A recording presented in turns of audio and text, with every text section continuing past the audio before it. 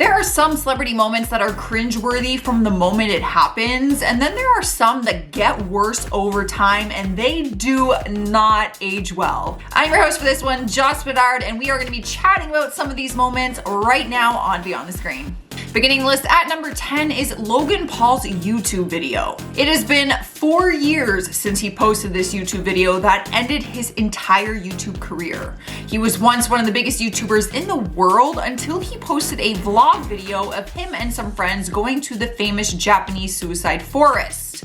In the video, they actually came across a real dead body of someone who took their own life, and in his video, they are kind of making light of the situation.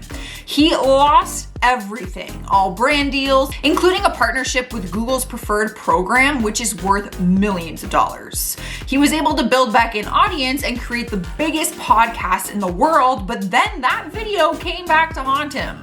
In December of 2020, he was sued by a movie company called Plainless Pictures, who claimed that he signed a deal with them back in 2016 to make a movie called Airplane Mode. In the lawsuit, it states that he was supposed to star in it and help write and produce it and distribute it through YouTube. Apparently, there was a $3 million licensing deal with Google, and since Logan obviously lost his partnership with Google, their movie plan just came crashing down. And now they want him to pay up 4 years later. That sucks. Coming in at number 9 is Donald Trump's tweets. I know what you're thinking. Which ones? He's always been known for his ridiculous tweets, but one Twitter moment isn't aging very well right now. Back in 2017, during his first year as president, he did an interview and told the Financial Times, "Without the tweets, I wouldn't be here. I don't regret anything because there is nothing you can do about it. You know, if you issue hundreds of tweets and every once in a while you get a clunker, that's not so bad." So without the tweets, he wouldn't be here as president, is what he said. Kind of ironic when thinking about what is happening during these times. His Twitter account was suspended and then banned along with the rest of his social media. And Joe Biden won the election and he was officially removed from the White House. So maybe without his tweets, he really won't be here anymore. We're not really sure. I feel like he's gonna somehow try to make a new Twitter account. Yeah. I don't know. Up next, number 8 is moments from the script in Glee. This one is more serious than some of the other ones on our list. There have been many theories that the TV show Glee has foreshadowed the future deaths of some of its stars. One eerie example is the actor Mark Salling, who played Puck on the show. The odd foreshadowing was in season 2, episode 15, when his character Puck and another character, Lauren, are planning to make a sex tape to make Lauren famous.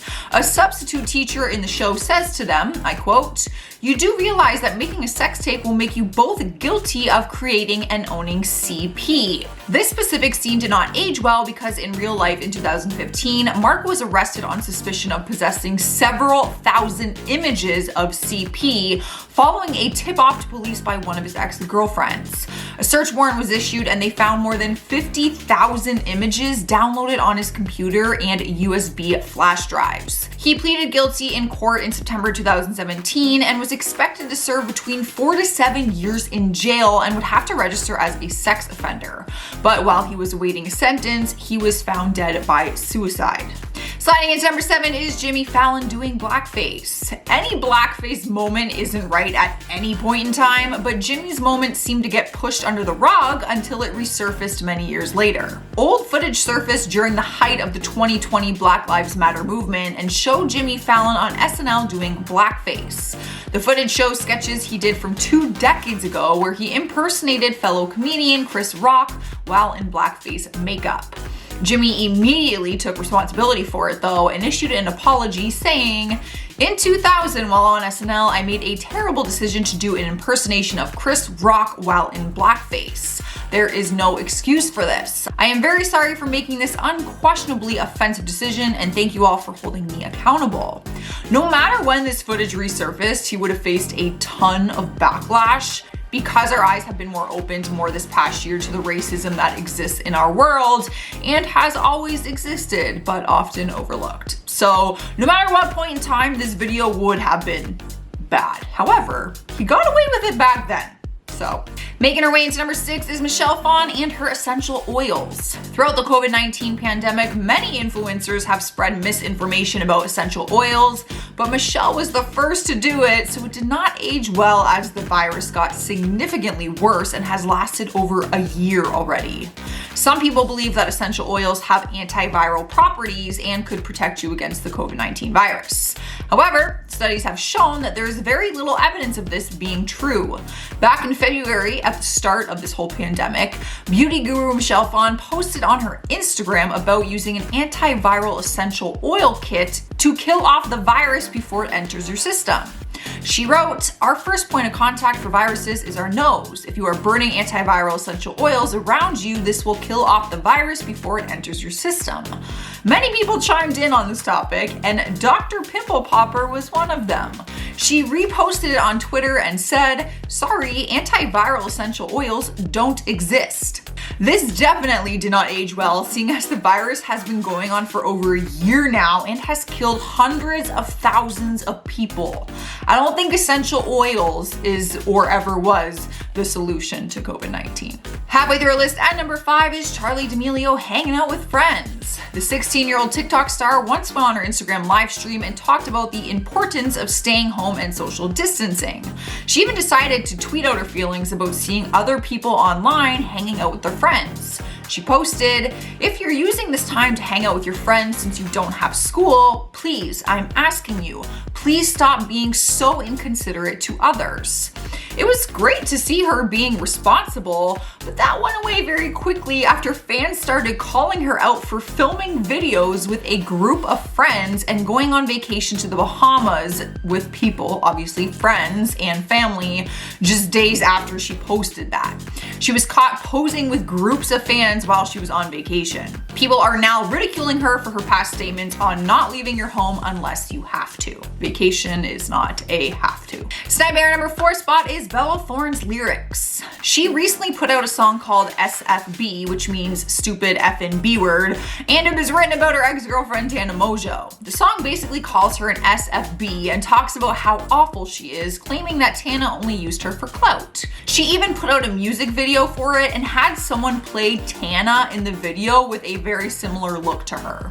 A pretty bold move for an ex to do, celebrity or not.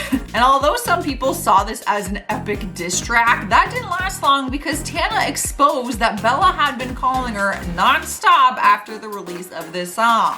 So the diss track did not age very well because you wouldn't be calling someone a SFB if you're just gonna be calling them after you release this video. Like, it just didn't make sense. In the 3rd spot is Ava Louise creates a TikTok challenge. So she's not technically a celebrity. The only reason she became known as an online influencer is because she invented a TikTok challenge that went viral. But she is kind of famous now if you go check her out. She was just a 21-year-old New Jersey college student when she made up a fake coronavirus challenge and videotaped herself licking an airplane toilet seat. This caused others to start filming themselves licking public toilet seats and calling it a coronavirus challenge. At first, it was probably all fun and games as she didn't take the virus very seriously, but this got old very fast because the virus started taking the lives of many people and the whole toilet seat joke thing just was no longer funny. I mean, was it ever funny? I couldn't believe that people would even start doing this challenge or be dumb enough to pretend to do it. She received a ton of hate for it and later admitted in a YouTube video that she did it to get attention online. So she got what she wanted, really. I mean, she has tons of followers now and stuff. In our number 2 spot is the horrific time that Ryan Seacrest high-fived a blind person. This is the type of situation that doesn't even have to age bad, it is just bad from the start. It was back in 2009 when Ryan was the host on American Idol and did an interview with a contestant that was moving on in the competition. Ryan, however, forgot that he was blind, and while doing the interview, he tried to high-five him. The moment was incredibly uncomfortable for everyone, and if you haven't seen it, Ryan basically starts trying to talk to him through the high five and pretends he was doing that the whole time, like he didn't mean to do it. He tried to make it seem like he didn't forget that he was blind, but we all knew and understood what exactly happened. No matter how old the video clip gets, it still does not get easier to watch. You guys should seriously go watch it. It's cringeworthy. Earning a number 1 spot is Chris D'Elia realizing something about Snapchat. At first, it was just a funny video clip of Chris doing an interview one time and learning that Snapchat content can be saved. He was on the comedy podcast, The Fighter and the Kid, and they were talking about a teacher sending photos to a 15-year-old student on Snapchat and getting caught. That is when he said, "But hold on a second, how did it come out? Snapchat goes away, right?" Then he was told that Snapchat content can be saved, and his face looked stunned and he just went silent. Of course, this was just funny, but seemed a little bit suspicious. The video clip did not age well because in 2020 it resurfaced after different women came forward and accused him of sexual misconduct, claiming that he groomed underage girls online, Snapchat too, with solicitation of nude photos. A horrible time for that clip to resurface because it's basically us witnessing that he realized he could get caught for some of the things that he was doing on Snapchat. That is so twisted. All right, guys, that is our list for today. I'm gonna end this video with some comment shoutouts. Ismail Mait says, Joss is totally in love with tie-dye, like obsessed. I am in love with tie-dye. I have tie-dye pants on right now. JM Dramona 2.0 says, wait, hold up, TikTok has policies? A lot of them. They are actually very strict on there. They have tons of community guidelines and policies. Your videos get removed, you can be suspended, it's a lot. Antonia Arnhem says, Perez Hilton accused of bullying? Shocker. Yeah, apparently it's happened very often in his career. Very often. Derek Foyer says, Joss, you should play Wonder Woman. I would be honored to play any superhero or villain or honestly anything at that point. All right, guys, that is all I got. I'm getting out of here. Make sure you guys subscribe if you haven't already. I was your host, Joss Bedard. I'll see you guys next time. Bye.